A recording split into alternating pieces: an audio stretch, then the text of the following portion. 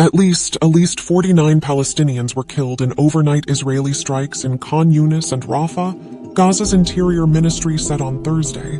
Palestinians reported intense bombardments near these southern towns, where Israel ordered civilians to seek refuge early on Tuesday. Bombs hit areas west and southeast of Khan Yunis and west of Rafah, according to local reports. Thousands of people trying to escape Gaza are gathered in Rafah, which contains the territory's only border crossing to Egypt, as international mediators press for a deal to allow aid in and refugees with foreign passports out.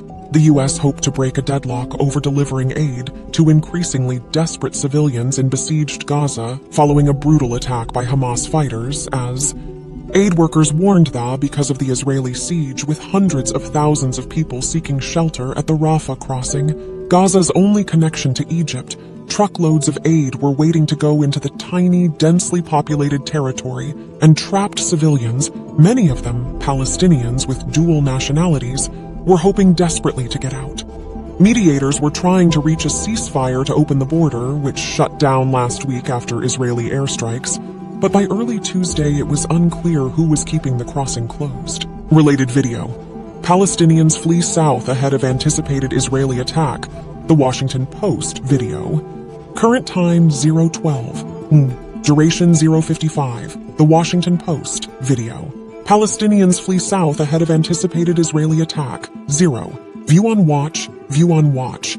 General Eric Kurilla, head of U.S. Central Command, arrived in Tel Aviv for meetings with Israeli military authorities ahead of a Biden visit planned for Wednesday to signal White House support for the country.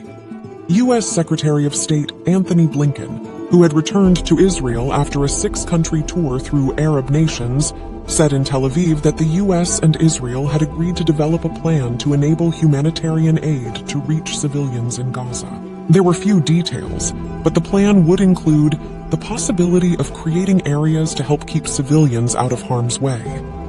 Israel maintained punishing airstrikes across Gaza as a ground invasion loomed, while Hamas militants kept up a barrage of rocket attacks, and tensions mounted near the Israel-Lebanon border.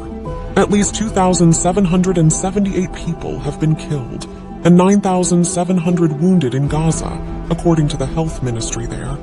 More than 1,400 Israelis have been killed, the vast majority civilians massacred in Hamas's October 7th assault.